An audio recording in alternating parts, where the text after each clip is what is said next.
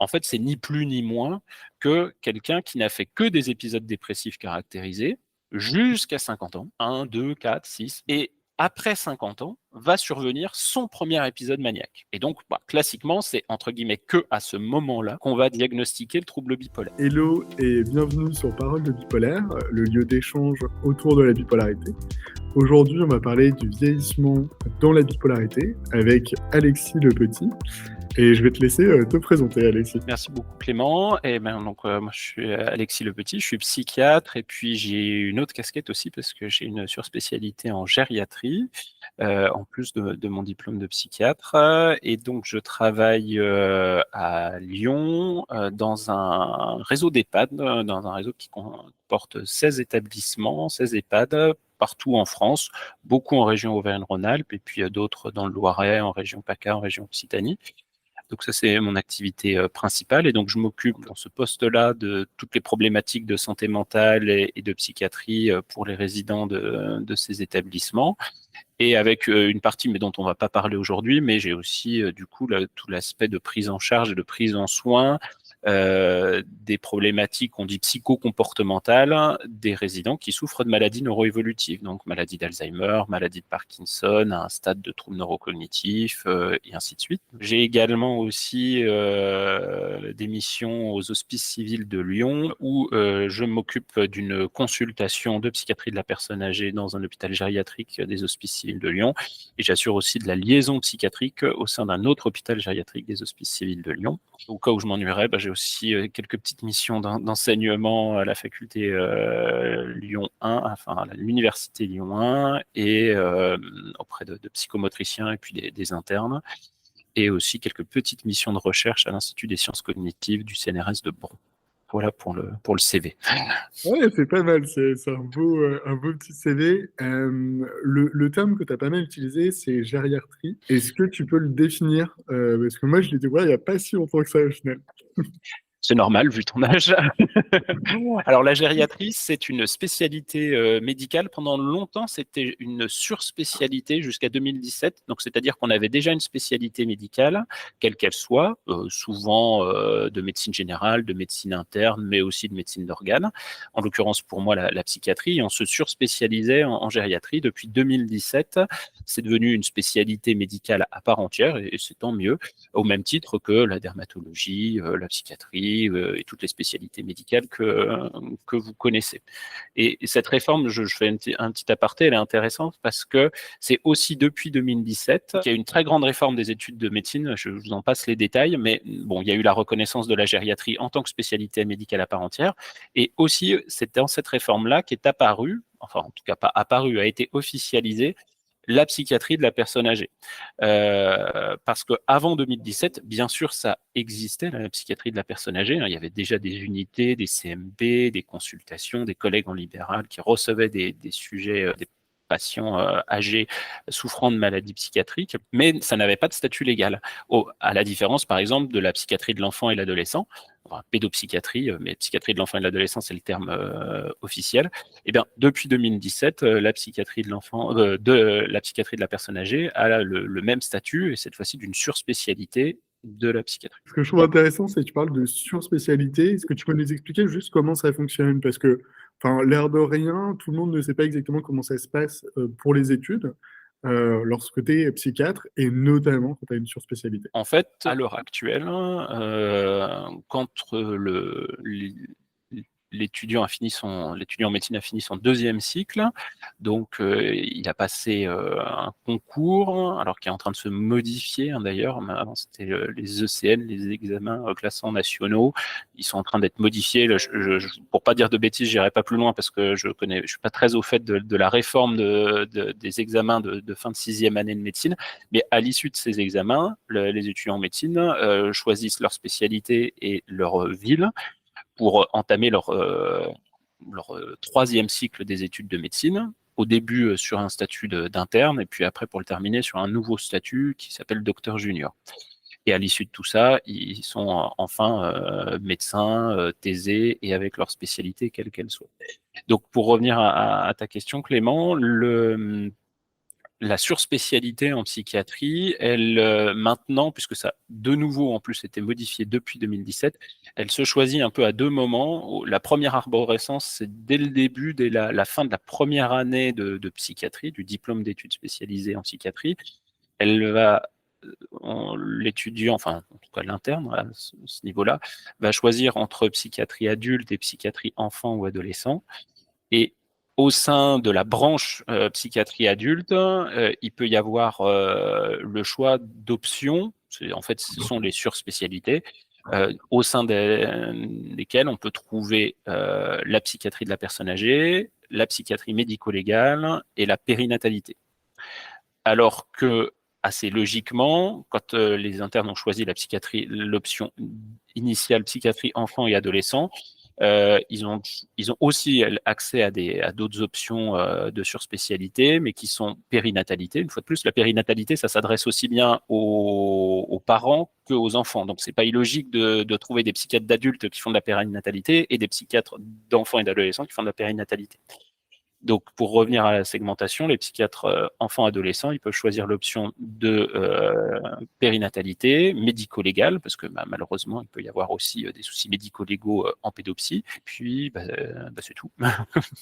Parce que c'est pas effectivement très logique qu'un psychiatre de l'enfant et de l'adolescent choisisse l'option de psychiatrie de la personne âgée. C'est complexe, hein, c'est des réformes pédagogiques et en plus qui sont toutes récentes, donc il y a plusieurs strates, mais en tout cas, on a maintenant rejoint en France la plupart des pays occidentaux développés sur la reconnaissance et donc l'exercice de ces pratiques que sont la psychiatrie médico-légale, la psychiatrie périnatale et la psychiatrie de la personne âgée, en plus de la pédopsychiatrie qui était déjà reconnue. Donc en fait, ce qui est intéressant, c'est qu'il y a vraiment cette logique maintenant de se dire, donc j'ai fait psychiatrie, donc déjà je me suis spécialisé après le parcours un peu global de médecin, et ensuite il y a qu'est-ce que je vais me spécialiser chez les adultes, chez les enfants, et derrière je vais pouvoir me re-spécialiser pour les personnes âgées en fait. Tout à fait. Une question toute bête, mais une personne âgée, est-ce que ça dépend de l'âge? Est-ce que ça dépend de l'état de santé? Il y a une norme arbitraire qui est fixée par l'OMS qui définit le début du troisième âge à 65 ans. C'est une norme qu'on peut tout de suite nuancer dans les pays développés parce que, en général, à 65 ans, on n'observe pas, ou alors très peu, de pathologies classiques liées à l'âge. Et ce qui fait un peu l'apanage de la médecine gériatrique, c'est ce qu'on appelle la multiplication des comorbidités, donc d'avoir plusieurs pathologies. En général, à 65 ans, on en a souvent une ou deux, mais c'est pas encore l'accumulation des pathologies qu'on va voir après 70, ou en général même plus 75 ans.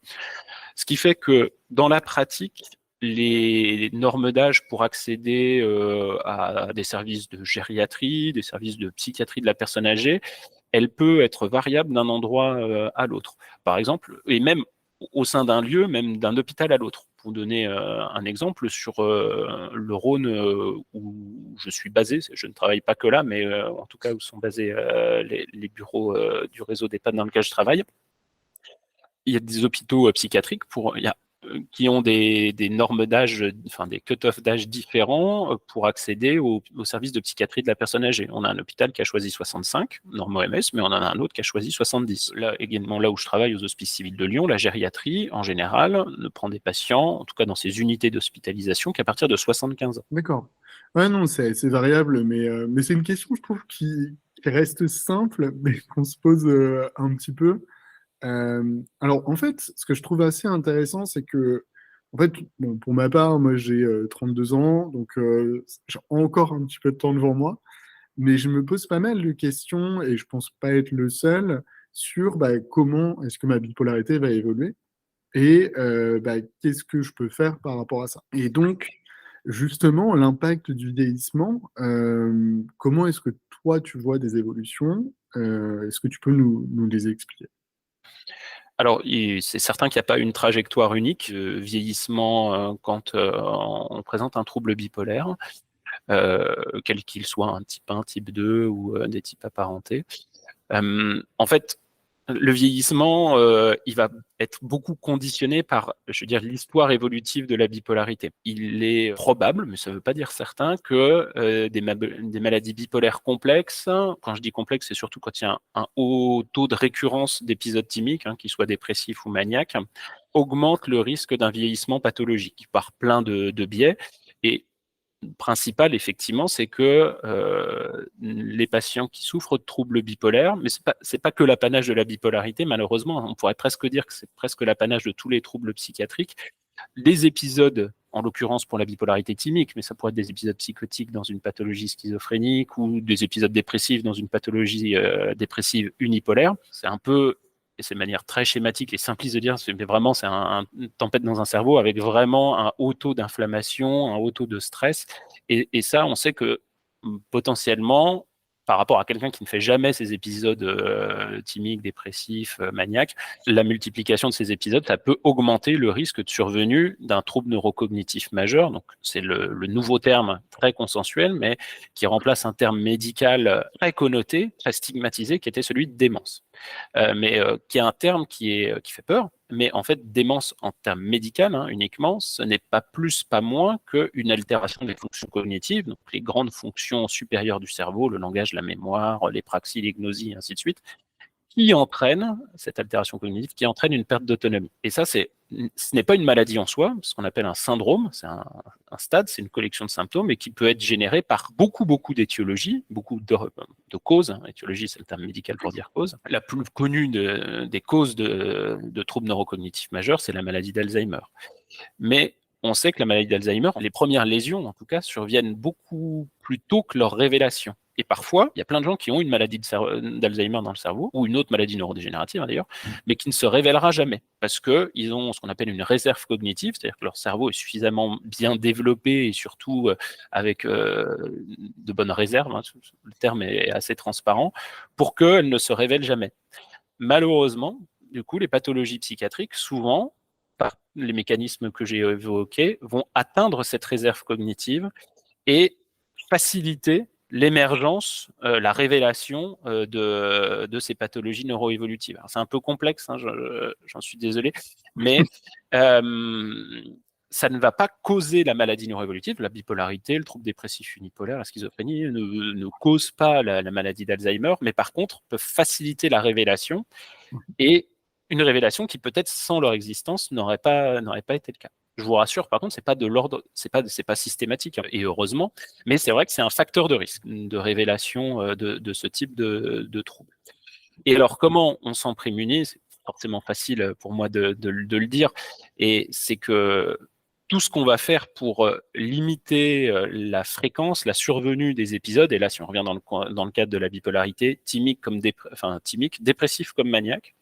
Alors, assez étrangement, la littérature scientifique, elle n'est pas totalement consensuelle, donc c'est un point qu'il faut quand même prendre avec des pincettes, ce que je vais vous dire, mais il semble que les épisodes thymiques dépressifs soient peut-être un peu plus graves dans une perspective d'atteinte cognitive que les épisodes maniaques. Ni l'un ni l'autre ne sont bons.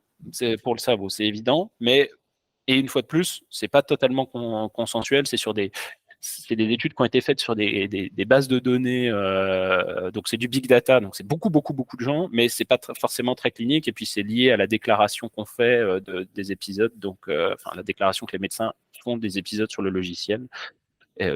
Donc, mais en tout cas, l'un comme l'autre peuvent augmenter. Donc, assez logiquement, c'est vrai que moins on fait de dépression, moins on fait d'épisodes maniaques ou hypomaniaques dans sa vie, moins on aurait de risque d'un vieillissement, ou en tout cas neurologique, prématuré. Ok, en fait, ce que tu nous dis, Alexis, c'est que on a un peu comme si on avait un stock dans notre cerveau, et plus en fait on va avoir des phases, que ce soit dépressives ou maniaques, significatives et avec une récurrence importante, et plus en fait on mange un petit peu ce stock, et donc lorsqu'on devient plus âgé, à partir du moment où on a mangé ce stock, il y a des risques qui sont plus élevés d'avoir d'autres pathologies, notamment par exemple Alzheimer. Si j'essaie de grosso modo simplifier. Tout à fait. Et encore une fois, c'est pas tant d'avoir, parce que on l'aura déjà, c'est de la révéler. D'accord. Mmh. Justement, je trouve ça intéressant parce que enfin, tu parlais justement de révélation et de l'avoir, mais même par rapport à la bipolarité, est-ce que c'est des choses des fois qui vont se révéler avec l'âge ou ça n'arrive... Comment ça se passe justement? Alors, là, on touche un sujet qui est hyper intéressant, c'est-à-dire le trouble bipolaire tardif. Alors déjà, en fait, il y a 2 cas de figure, je pense qu'on peut distinguer. Dans la littérature scientifique, de manière assez arbitraire, a été, distingué, on va dire, le trouble bipolaire de survenue précoce, qui est en fait ni plus ni moins que celui classiquement qui survient, dans la 2e décade, entre 20 et 30 ans, alors en tout cas, qui est diagnostiqué, et encore avec du retard, on le sait, enfin, ouais, tu le sais encore mieux que moi, mais on sait que les premiers symptômes peuvent être déjà présents avant 20 ans, mais en tout cas, voilà, on a coutume de dire que ça survient entre 20 et 30 ans. Ça, c'est dans la littérature ce qu'ils appellent Early Onset Bipolar Disorder, le trouble bipolaire de survenue précoce. Mais c'est celui qu'on a habituellement. Dans la littérature, du coup, par opposition, est défini le Late Onset Bipolar Disorder, donc le trouble bipolaire de survenue tardive, et le cutoff, c'est-à-dire la limite qui est fixée, c'est après 50 ans. Dans ces troubles bipolaires de survenue tardive, il y a 2 sous-entités, je veux dire même 2 cas de figure en fait qui peuvent se présenter. Celui pas si fréquent que ça, mais peut arriver quand même, d'un cas de figure, ce qui est décrit en tout cas en France et dans les publications françaises, comme la bipolarisation tardive. En fait, c'est ni plus ni moins que quelqu'un qui n'a fait que des épisodes dépressifs caractérisés jusqu'à 50 ans, 1, 2, 4, 6, et après 50 ans, va survenir son premier épisode maniaque. Et donc, classiquement, c'est entre guillemets que à ce moment-là qu'on va diagnostiquer le trouble bipolaire. C'est pas si fréquent que ça. Ça peut arriver, mais je dirais que celui-là, il se rapproche finalement d'un trouble bipolaire de survenue précoce. En fait, quand on refait l'histoire, c'est vrai que certes, l'épisode maniaque ou hypomaniaque, il est arrivé après 50 ans, mais on a eu en général pas mal d'épisodes thymiques. Pourquoi? Parce que assez classiquement, hein, on les a traités comme des dépressions unipolaires, donc par antidépresseurs. Donc on sait qu'il y a un risque d'accélération des cycles, visiblement, mais en accusant personne. Hein, c'est juste que c'est toute la complexité du diagnostic de bipolarité, c'est que tant qu'on n'a pas fait un épisode, enfin en tout cas des symptômes mixtes, un épisode maniaque, un épisode hypomaniaque, c'est très difficile d'évoquer le diagnostic et de le porter, et donc d'avoir le traitement adapté. On va dire, il y a ce premier cas de figure-là, bipolarisation tardive, et puis autrement, il y a le cas de figure de quelqu'un dont on pense qu'effectivement, à l'occasion, après 50 ans, entre 50, 60, 65 ans, il fait un premier épisode maniaque ou hypomaniaque. Donc là, formellement, on peut d'ores et déjà poser le diagnostic de trouble bipolaire de type 1, type 2, ou alors, il a fait un épisode dépressif, un épisode mixte ou un épisode maniaque, donc sur l'espace de plusieurs années. Donc là, on porte ce diagnostic-là.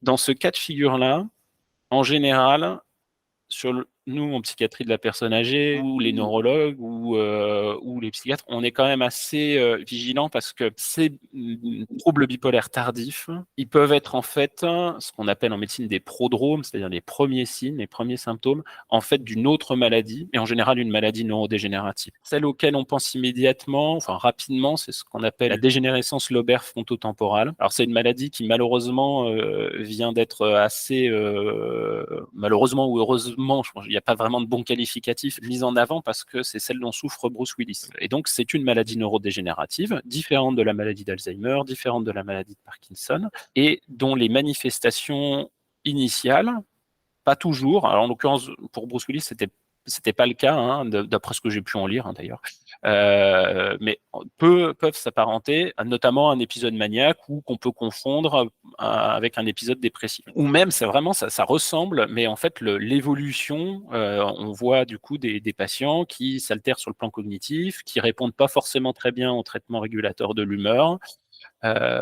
et qui vont nous faire réviser ce diagnostic. C'est pas impossible de débuter véritablement une bipolarité après 50 ans, mais on a coutume de dire en psychiatrie de la personne âgée qu'un trouble psychiatrique qui survient tardivement après 50, après 60 ans, et alors qu'on n'a eu aucun antécédent. Hein. C'est-à-dire que bien sûr, on va creuser, on va essayer de rechercher avec le patient, avec sa famille, est-ce qu'on n'est pas passé à côté d'épisodes dépressifs, d'épisodes psychotiques amoindris, de choses comme ça.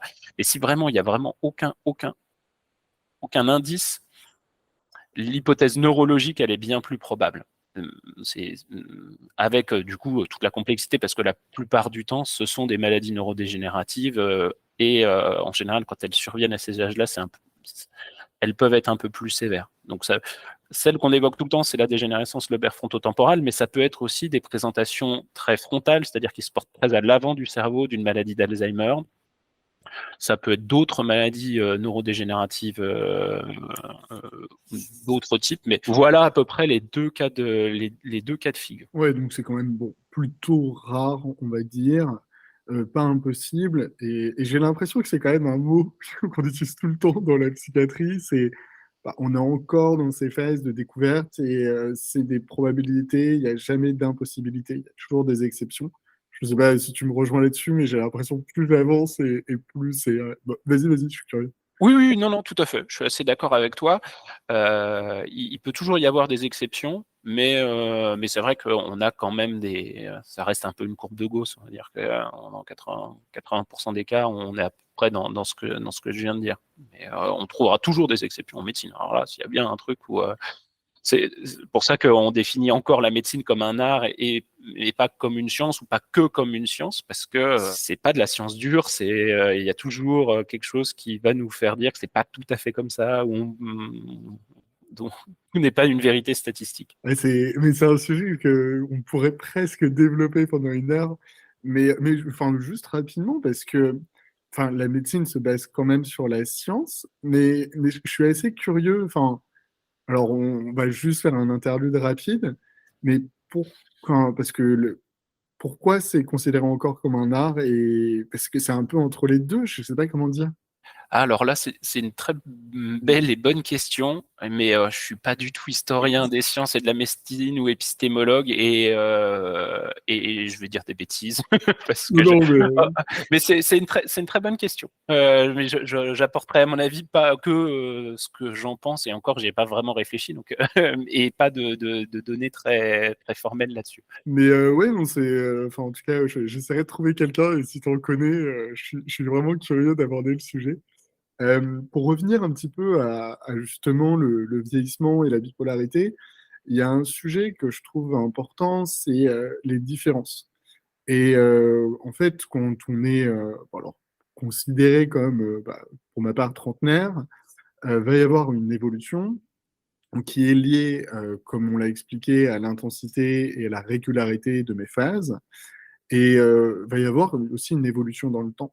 C'est-à-dire, qu'est-ce qui va changer, grosso modo, dans ma vie, lorsque je vais atteindre, alors, donc l'âge, on va dire, les 70 ans, on va dire qu'on est dans un pays développé et que ça sera plutôt vers 70 ans. Sur le plan de la maladie en elle-même, en fait, pas grand-chose de ce qu'on en sait. Il y a quelques petites données qui tendent à dire qu'il pourrait y avoir un peu moins d'épisodes maniaques quand on vieillit, mais en fait, je pense que c'est pas si vrai. Et d'autre part, de toute façon, on a vraiment dans ces données-là un gros biais, mais qui est très connu en sciences et notamment en médecine, ce qu'on appelle un biais de cohorte, un biais de survivant, c'est-à-dire que les patients souffrant de bipolarité dont on analyse la trajectoire évolutive passé 70-80 ans, et quand on la rescrute, quand on fait des statistiques à partir de là, il faut quand même bien se dire que ce sont des patients qui ont survécu jusqu'à cet âge-là. Et que, de fait, on n'analyse pas la trajectoire et le profil évolutif de ceux qui sont malheureusement décédés. Heureusement, c'est quand même pas la majeure partie, mais dans les dernières méta-analyses, alors là, du coup, on est sur des données assez lourdes et qui rassemblent toutes les études de survie qui ont été faites en population bipolaire. Il faut quand même dire que malheureusement, alors une fois de plus, je pense qu'il y a une grosse disparité entre les pays en voie de développement et les pays développés, mais il y a une perte d'espérance de vie quand on souffre de bipolarité qui est de l'ordre de 12 ans. Mhm. Donc c'est pas négligeable quand même, quelle qu'en soit la cause. Il n'y a pas que le suicide, mais le suicide est, bien sûr en fait partie. Et ben toujours est-il que quand on regarde et on analyse rétrospectivement la trajectoire évolutive des patients bipolaires souffrant de bipolarité, qui ont vieilli, qui avancent en âge, on n'analyse pas celle de ceux qui sont décédés à 40, 50, 60 ans. Donc, toutes les conclusions qu'on va en tirer sont forcément ne sont applicables qu'à ce profil-là, et qui est peut-être un profil meilleur. Pour l'instant, nos connaissances, et je pense que ça attendra un petit peu, mais peut-être pas tant que ça, d'avoir une médecine très personnalisée et de pouvoir distinguer des profils évolutifs très précis. Mais voilà, ce que je vous dis là, ça ne concerne sûrement que ceux qui ont ce profil-là, où il y aurait peut-être moindre fréquence d'épisodes maniaques, où on aurait peut-être aussi plus de mixité de symptômes mixtes, donc c'est-à-dire l'association sur un épisode et de symptômes dépressifs et de symptômes maniaques ou hypomaniaques. Mais tout ça, finalement, est pas très solide et une fois de plus, ne concernerait peut-être qu'un seul profil. Au-delà de ça, qu'est-ce qui est couramment décrit? Mais une fois de plus, ça repose pas sur beaucoup de données, c'est qu'il peut y avoir plus facilement des virages dépressifs à l'issue d'un épisode maniaque, qu'on enchaînerait peut-être avec le vieillissement, quand surviennent les épisodes, hein, plus rapidement, manie, hypomanie, paf, dépression.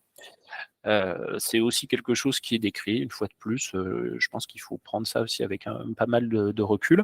Mais sinon, en fait, qu'est-ce qui va être le plus compliqué pour... Ça va pas tant être pour le... Enfin, si, ça va être bien sûr pour celui ou celle qui souffre de bipolarité, mais aussi pour le personnel médical qui va le suivre, c'est la gestion des traitements, en fait. Euh, Parce qu'il peut y avoir des traitements qui vont être plus compliqués à gérer avec l'avancée en âge. Mais une fois de plus, c'est pas vraiment l'apanage de la bipolarité, c'est l'apanage d'une maladie chronique. On pourrait faire le parallèle avec le diabète, où on sait qu'il y a certains médicaments, certains antidiabétiques oraux, qu'on va peut-être moins utiliser passé un certain âge, où on va surveiller notamment la fonction rénale. Alors ça, on retombe exactement sur ce qui arrive pour un patient sous lithium. C'est en fait vraiment l'apanage de la maladie chronique plus que de la maladie bipolaire ou de la maladie psychiatrique. Mais c'est sûr que c'est un degré de complexité supérieur. Quand on est sous lithium, alors je le redis, hein, mais en ce d'autant plus que j'ai aucun conflit d'intérêt avec l'industrie pharmaceutique là-dessus. Ah oui, je les ai pas déclarés d'ailleurs. Si tu veux, Clément, parce que j'en ai, hein, donc pas sur la thématique des thymorégulateurs, mais j'en ai. Donc si vous voulez que je le fasse à la fin, du coup, je le ferai bien sûr avec plaisir, parce que c'est la loi et je trouve que c'est plutôt de bonne loi qu'on puisse donner ces liens et ces conflits d'intérêts avec l'industrie pharmaceutique. Bon, toujours est-il que si on revient sur la question du lithium, c'est un médicament qui peut être complexe à manier, mais qui a vraiment, sur lequel on a beaucoup de recul et sur lequel on a des profils d'efficacité qui sont vraiment très intéressants et qu'on peut vraiment bien monitorer et qu'on peut vraiment bien surveiller. Mais il est évident que quand on vieillit, notre fonction rénale, c'est-à-dire l'efficacité des reins en tant que filtre, pour le faire de manière très rapide, décroît physiologiquement, c'est-à-dire normalement, la fonction rénale diminue. Et le lithium peut, pas systématiquement, mais peut effectivement faciliter augmenter le risque d'insuffisance rénale avec l'âge. Mais ça se surveille assez bien. Moi, tous mes patients bipolaires que je suis, en général, s'ils n'ont pas déjà un suivi néphrologique, donc la néphrologie, c'est la spécialité qui a trait au rein, souvent, je les oriente vers un néphrologue parce qu'il y a un moment où potentiellement, mais pas systématiquement, il faudra qu'on prenne une décision. Qui peut être celle de maintenir le lithium, malgré les effets secondaires sur le rein, parce que c'est le médicament qui a bien fonctionné, parce que ça a apporté 20 ou 30 ans. Moi, j'ai des patients sous lithium, ils n'ont pas fait des... Mais ça pourrait être l'apanage d'un autre médicament. Hein. Mais c'est juste pour dire qu'il ne faut pas être dogmatique et dire on arrête le lithium parce qu'on est vieux, parce qu'on commence à baisser sa fonction rénale. Peut-être qu'il faut le faire, mais peut-être qu'il ne faut pas le faire. Et ça, il n'y a qu'une discussion avec le patient, son psychiatre, son néphrologue, qui apportera une réponse. Par contre, ce qu'on ne peut pas méconnaître, c'est qu'il y a des risques à arrêter le lithium, même si c'est pour une bonne raison. Hein, mais on estime qu'un patient qui est stabilisé sous lithium, quel que soit son âge, son risque de faire un nouvel épisode thymique, qu'il soit dépressif ou maniaque à l'arrêt du lithium, il est de augmenter d'un facteur 17. Quand même pas négligeable. Donc ça se prend pas à la légère d'arrêter le lithium, cette décision-là. Et en plus, globalement, c'est que ça va arriver assez vite. Dans 50% des cas, c'est dans l'année qui suit. Donc c'est vraiment, vraiment, vraiment important de surveiller ça, parce qu'on ne peut pas négliger cet effet secondaire-là spécifique du lithium. Il en a d'autres, mais en tout cas, il a celui-là. Mais déjà, on peut bien le surveiller. Comme ça s'installe sur plusieurs années, on peut voir aussi le profil évolutif. Si la fonction rénale, elle est évaluée par un paramètre qu'on appelle le DFG, le débit de filtration glomérulaire. Si on perd 1 point par an, c'est pas du tout la même chose que si on perd 3 ou 4 points par an. Donc on peut assez vite, avec son psychiatre et avec son néphrologue, voir l'intensité de l'atteinte rénale et porter la décision qui va être celle soit de maintenir malgré les effets indésirables, soit de changer. Il n'y a pas de réponse univoque. Il y a des patients qui vont en dialyse à cause de leur lithium, mais sous lithium. Parce que c'est le médicament qui a apporté 20 ans de stabilité, 30 ans de stabilité, là où avant on avait tâtonné, mis d'autres régulateurs de l'humeur qui n'ont pas fonctionné. Et à l'inverse, il y a d'autres patients pour lesquels on prendra la décision en commun avec le patient, avec le néphrologue, de l'arrêter, en sachant qu'on court ce risque-là. Bien sûr, il y aura un autre régulateur de l'humeur, c'est évident, mais parce qu'on estime que là, au niveau du rein, ça sera pas possible.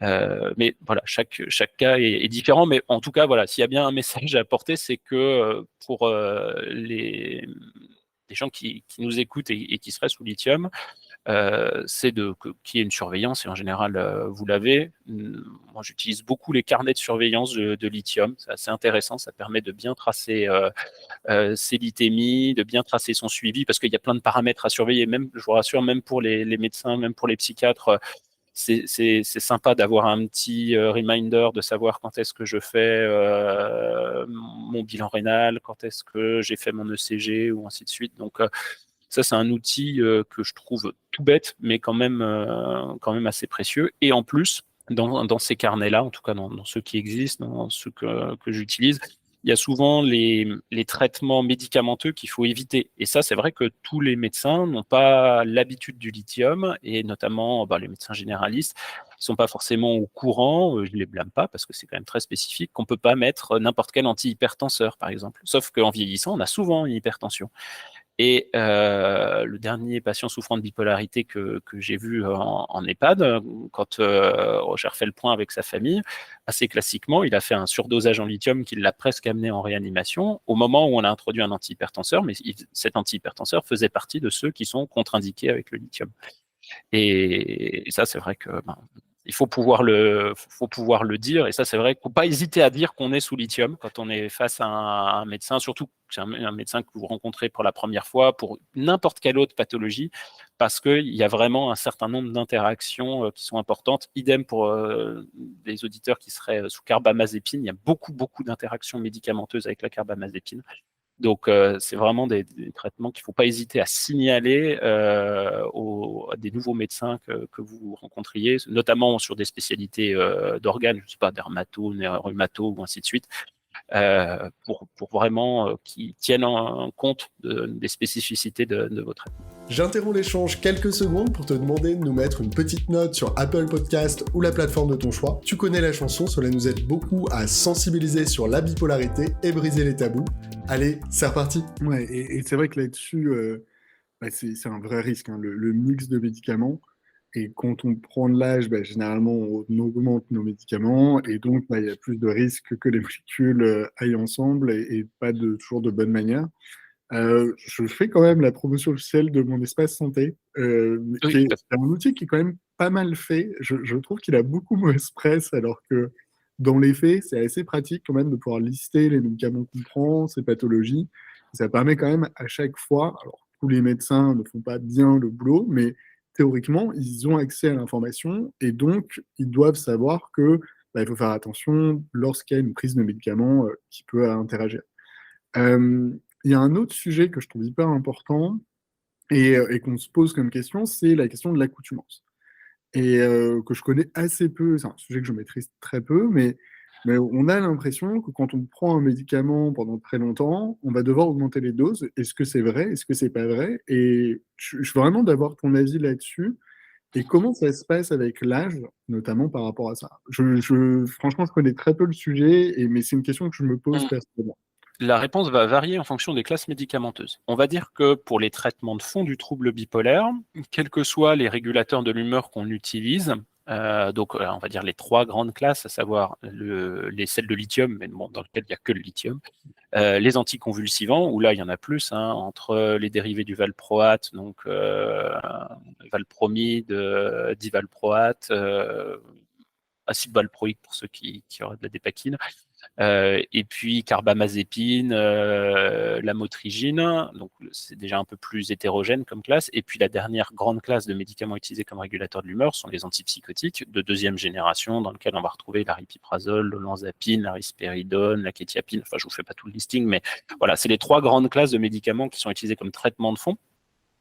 Là, le phénomène d'accoutumance, on dit de tachyphylaxie, si vous voulez frimer, c'est assez peu décrit, voire même en fait on est plutôt dans l'inverse avec le vieillissement. On s'aperçoit que on a plutôt besoin de diminuer les doses. Alors d'une part parce que ce que je vous ai évoqué, le rein vieillit, filtre moins bien les médicaments, au-delà de la question du lithium, hein. Donc, si on diminue pas les doses, on est plus à risque de surdosage. Le foie vieillit aussi, donc le foie et le rein, c'est quand même les 2 grands organes qui épurent les médicaments dans l'organisme. Donc, quand on vieillit, leur fonction diminue. Donc, souvent, on est déjà obligé d'augmenter la dose. Et puis, même au niveau cérébral, alors pour les médicaments qui marchent sur certains récepteurs aux monoamines, en fait, leur densité a peut-être tendance un petit peu à diminuer, donc on est peut-être moins obligé de mettre des doses qu'on avait chez l'adulte jeune, au-delà de ces problématiques de vieillissement métabolique. Moi, je pense pas beaucoup d'inquiétude, ou en tout cas, on est plutôt sur une baisse alors très progressive, très mesurée, donc c'est toujours aussi intéressant passer un certain âge. Moi, je m'appuie beaucoup alors bien sûr pour le lithium, mais pas que, en fait, sur des dosages sanguins des médicaments. Donc, mais ça pourrait être aussi sur les dérivés de l'acide valproïque, ça pourrait être aussi sur les antipsychotiques, pour savoir à peu près où on en est, pour être sûr qu'on n'est surtout pas en surdosage. Et par contre, l'autre classe, alors qui est en général plutôt un traitement symptomatique, donc occasionnel, mais dont on sait bien qu'il peut être prescrit sur du plus long terme, sont les benzodiazépines, donc les médicaments qu'on dénomme en général anxiolytiques. Bon, je ne trouve pas que ce soit un bon terme, parce que ce n'est pas le traitement de fond de l'angoisse. Le traitement de fond de l'angoisse, s'il doit être médicamenteux, ce qui n'est pas toujours le cas, heureusement, ce sera rarement une benzodiazépine, en tout cas, c'est pas souhaitable. Alors là, par contre, les benzodiazépines, donc c'est tous les médicaments qui finissent en PAM ou en AT, donc oxazépam, bromazépam, diazépam, enfin voilà, tous ces médicaments-là. Là, il y a par contre un vrai phénomène de tolérance qui est décrit. Et donc là, effectivement, pour maintenir les effets, on estime que passé 12 semaines, il y a un effet de tolérance et ces médicaments ne fonctionnent presque plus. Ce qui ne veut pas dire qu'en fait, on a l'impression, peut-être que en tant que patient, on dit non, ça continue à bien fonctionner. Ouais, ça continue à bien fonctionner sur l'effet placebo.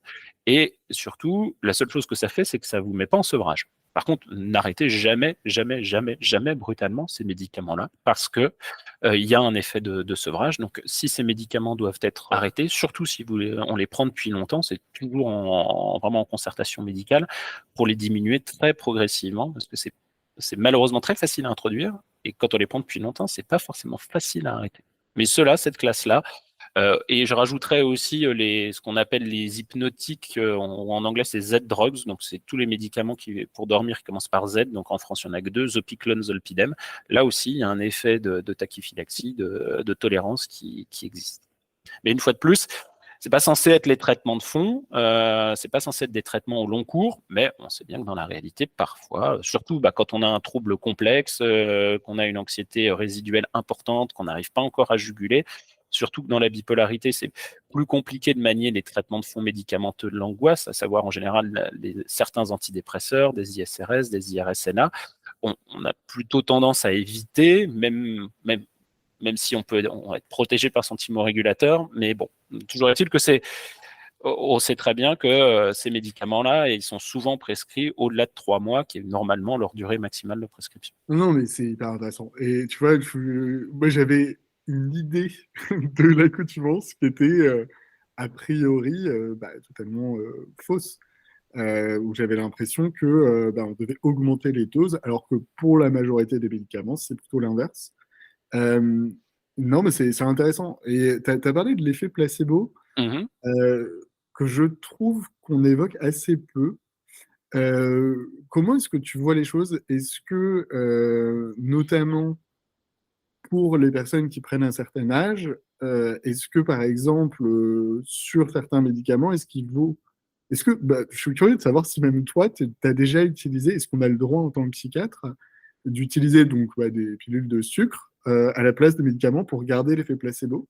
Est-ce que déjà, tu as le droit ou Alors pas? formellement, en termes d'éthique, c'est un vrai débat. Alors je suis pas très au fait de tous les textes qui régiraient ça, ou même des textes de pharmacologie qui décrivent aussi bien les effets placebo, mais on n'a pas le droit de mentir à son patient. Mhm. Donc, alors que l'effet placebo, si on donne un placebo, en tout cas, si on donne un placebo, on doit le présenter comme tel. Et donc, de facto, j'ai pas le droit de te dire, tiens, voici un thymorégulateur, alors qu'en fait, c'est une gélule de sucre ou de farine. Je te dois, et c'est tout à fait logique, je dois au patient l'honnêteté par rapport au traitement que je prescris. Et donc, si je devais lui donner un placebo, je devrais le présenter en tant qu'une gélule de farine ou une gélule de sucre. Et donc, diminuer l'effet placebo. Il serait peut-être pas nul, mais en tout cas, si on devait s'amuser à faire une étude placebo versus placebo, avec juste le médecin qui dit voici un placebo et voici une molécule active alors qu'il n'y a rien, je pense qu'il y aurait une différence significative sur l'effet qu'on cherche à cibler avec ce placebo. Donc formellement, non, on l'utilise pas. Alors après, on peut, je vais sûrement me faire des ennemis, hein, mais on peut s'en servir indirectement. On peut prescrire de l'homéopathie, qui n'est qu'un placebo. Mais Je me suis fait des ennemis, hein, je le sais en le disant, hein, mais regardez comment c'est fait l'homéopathie, c'est du sucre. Ah, mais c'est clairement du sucre. Mais c'est hyper intéressant parce que la puissance de l'effet placebo, enfin, je m'étais un tout petit peu intéressé et je trouve ça extraordinaire. Ah, c'est phénoménal, même même sur des symptomatologies, enfin symptomatologies, sur des choses objectives, c'est intéressant de voir les effets placebo sur des études d'anticoagulants, avec des paramètres biologiques. Bah non, mais ça se modifie aussi. Mhm.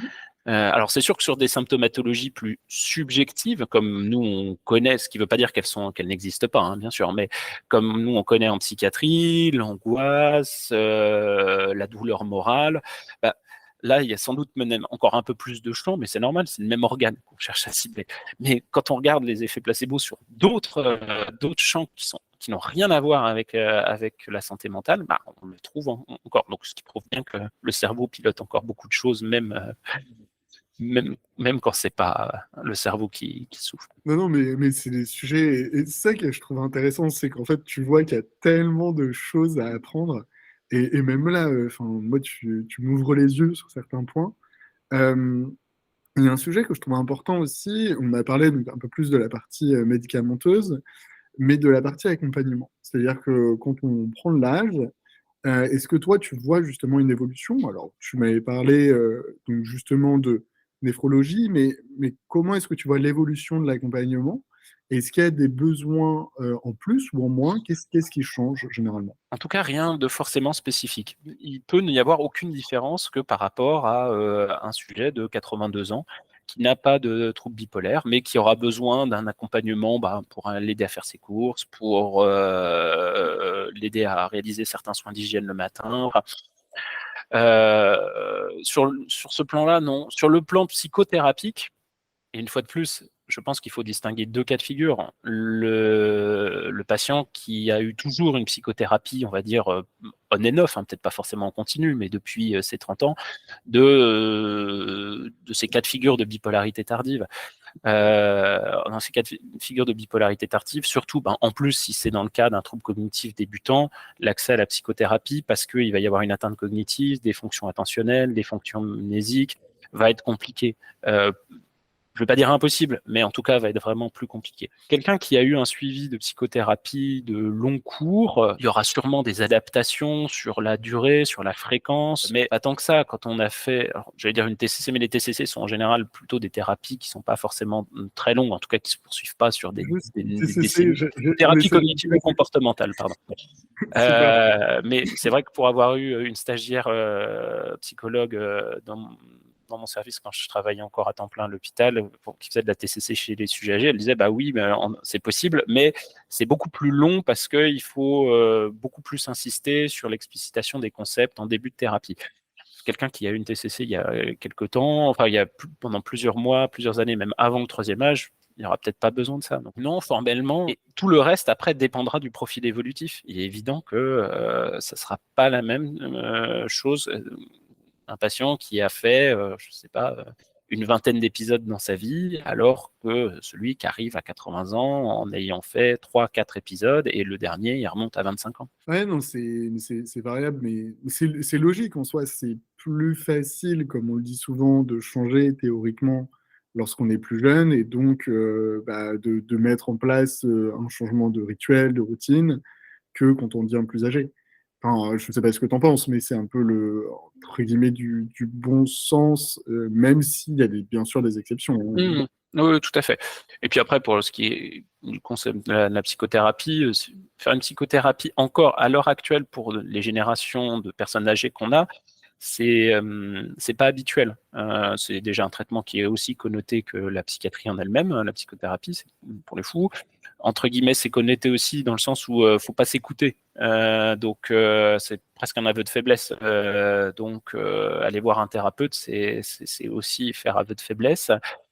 Et qui n'a pas l'habitude, parce que c'est quand on n'a pas l'habitude, mine de rien, même culturellement, générationnellement, c'est pas facile d'inspecter son propre fonctionnement mental, d'avoir ce qu'on appelle la métacognition, c'est-à-dire de pouvoir analyser sa propre pensée, sans forcément un biais interprétatif, mais de dire ah oui, attendez, dans cette situation, j'ai pensé ça parce que sûrement j'avais vu ça, donc ça, c'est les générations qu'on a à l'heure actuelle du troisième âge, les seniors qu'on a actuellement, n'ont pas été encore très habitués, très acculturés à ça. Ça va sûrement s'améliorer. Hein. C'est ça, il y a un côté qui est générationnel et c'est vrai que ce que toi, tu peux analyser, c'est sûr que ma génération, on va arriver avec d'autres approches et on va avoir fait des choses différemment, en fait.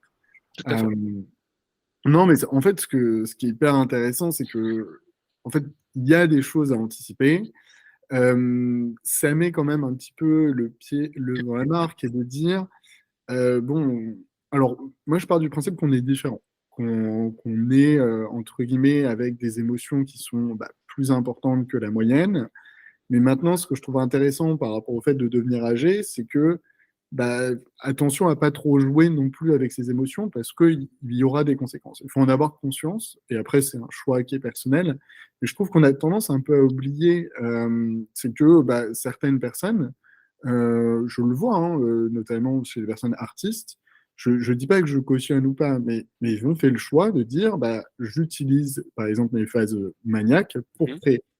Et juste d'avoir conscience que avec l'âge, ça va avoir des conséquences. Et je pense que voilà, c'est ça que je trouve intéressant. Et au niveau des médicaments, c'est contre-intuitif, mais il n'y a pas toujours d'accoutumance. Et potentiellement, on peut même réduire les doses. Et le fait de savoir que ça n'a pas d'impact particulier, bon, un petit peu sur la fonction rénale, mais voilà, j'essaie de vulgariser encore plus. Là, on a parlé sur le rein, on a parlé du lithium uniquement. Ce qu'il faut évoquer, c'est qu'il y a aussi beaucoup de prescriptions, on a dit, d'antipsychotiques de deuxième génération, hein, ripiprazole, olanzapine, je ne les recite pas tous, mais ceux-là, leur impact, il est principalement, on dit, métabolique. C'est-à-dire qu'ils peuvent, et normalement c'est dans la surveillance obligatoire, et ça en tout cas c'est vrai que c'est important de le faire, d'avoir un suivi des triglycérides, du cholestérol, parce qu'ils peuvent très clairement augmenter le taux de triglycérides, le taux de cholestérol, et donc ça c'est un facteur, par contre c'est aussi très bien démontré, au taux de triglycérides ou de cholestérol, c'est ce qu'on appelle un facteur de risque cardiovasculaire. Donc, c'est-à-dire un facteur de risque de faire un événement cardiovasculaire. Et en général, quand on dit ça, c'est un infarctus du myocarde, une attaque cardiaque ou un accident vasculaire cérébral. Et donc, ça, c'est dans une autre classe, un autre impact qu'il faut bien monitorer parce que, évidemment, l'hypertriglycéridémie, l'hypercholestérolémie, elle peut aussi arriver avec le vieillissement, surtout quand on a un mode de vie et un mode alimentaire occidental, comme on a actuellement, donc c'est-à-dire trop gras, trop sucré. Alors je me mets dedans, hein, j'ai beaucoup de mal à ne pas avoir un mode de vie alimentaire occidental. Donc je confesse mon hypocrisie en vous disant ça, mais en tout cas je le dis aussi. parce que malheureusement, ça c'est vrai. Donc ces médicaments-là, ils peuvent, pas systématiquement, mais en tout cas, c'est vrai qu'ils peuvent modifier ces paramètres métaboliques-là et donc accroître le risque vasculaire qu'on a aussi en avançant en âge. En avançant en âge, on a un plus haut risque de faire une hypertension artérielle, ça aussi c'est un facteur de risque cardiovasculaire. Malheureusement, on sait qu'il y a des comorbidités addictives avec la bipolarité qui sont plus fréquentes, que ce soit d'un trouble de l'usage de l'alcool ou beaucoup plus fréquemment un trouble de l'usage du tabac, donc fumer. Le tabac, on le sait aussi, c'est un facteur de risque cardiovasculaire.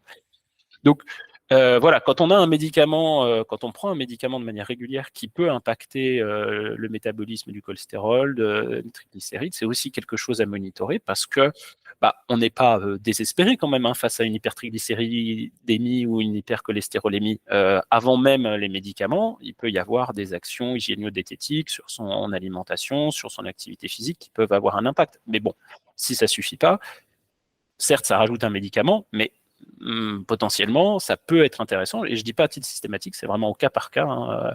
Mais il y a des médicaments hypocholestérolémiants ou qui diminuent le taux de triglycérides.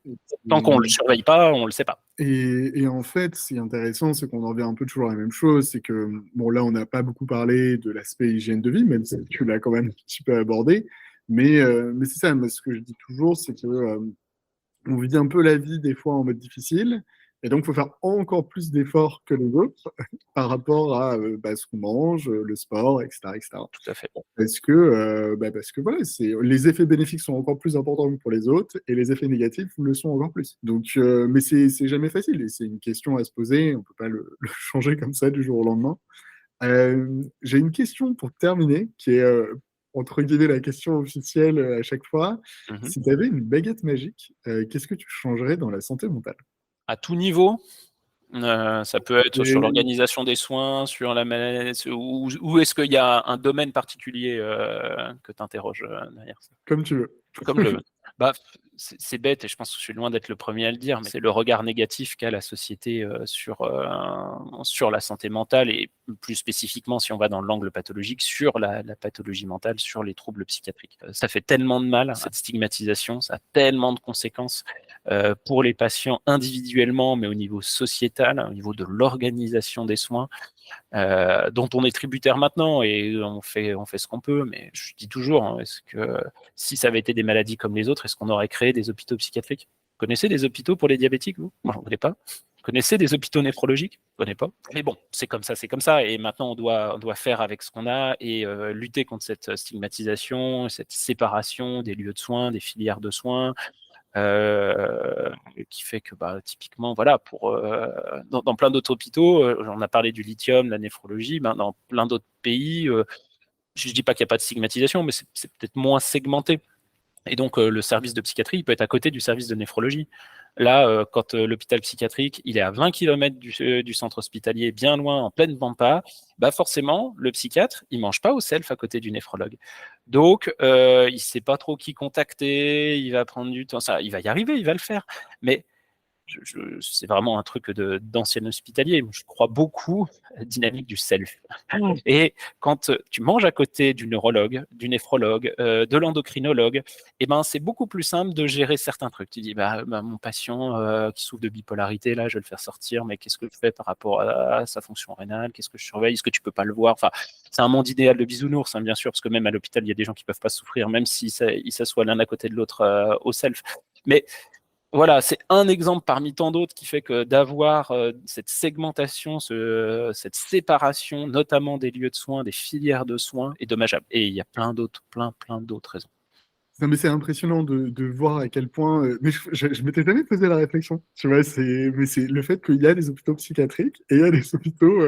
Et puis, il faut regarder où ils sont positionnés.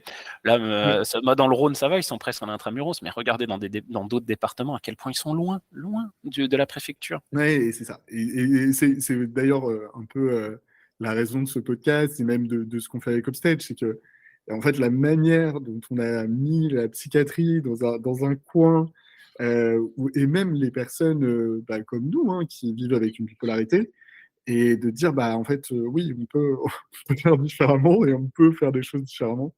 Mais c'est hyper intéressant et moi, j'ai appris plein de choses. J'espère que ce sera le cas aussi pour vous. Merci beaucoup, Alexis. C'était super intéressant. Est-ce que je peux en Je te profiter laisse. pour faire mes liens et mes conflits d'intérêts? Vous aurez jamais un médecin Ah, qui le voilà. fera aussi spontanément que moi, mais j'y tiens quand même parce que c'est quand même important. Et d'une part, puis c'est la loi. Donc, j'en ai avec le laboratoire Lundbeck, en l'occurrence avec le sujet, puisque il commercialise un antidépresseur avec lesquels j'ai travaillé. J'ai pas perçu d'argent, mais en tout cas, j'ai été investigateur associé d'un protocole de recherche. Et puis avec le laboratoire Biocodex pour un médicament pour le sommeil. Autrement, mes autres liens d'intérêt, c'est pas des médicaments qui sont utilisés dans la bipolarité, qui sont même pas commercialisés en France. Mais voilà, c'est dit. Ouais, merci. Je te laisse le mot de la fin si tu veux dire un petit au revoir. Eh ben, en tout cas, j'espère que ça aura pu vous intéresser et que on peut aussi très bien vieillir avec un trouble bipolaire. Tout dépendra du profil évolutif de sa maladie, mais c'est pas parce qu'on va avancer en âge que la bipolarité va forcément se dégrader, va échapper à la prise en charge s'il y avait une stabilité. Comme toujours, le troisième âge, ça peut être un moment de vulnérabilité, mais ça l'est pour tout le monde, qu'on souffre ou pas d'un trouble bipolaire. Donc, c'est certain, comme tu le disais, que ça nécessite d'être plus vigilant, mais un peu comme toujours quand on a une maladie chronique, quelle que soit sa maladie chronique, en fait. Donc, d'avoir un suivi et d'être attentif à son suivi, à son hygiène de vie. Mais je dirais que si on fait cet effort-là, ce qui reste un effort, parfois un gros effort, ça peut permettre un vieillissement qui peut être normal, presque normal. Pour trouver toutes les informations autour de la bipolarité, je vous donne rendez-vous sur notre site internet hopestage.com, HOPESTAGE.com, et je vous dis à très bientôt.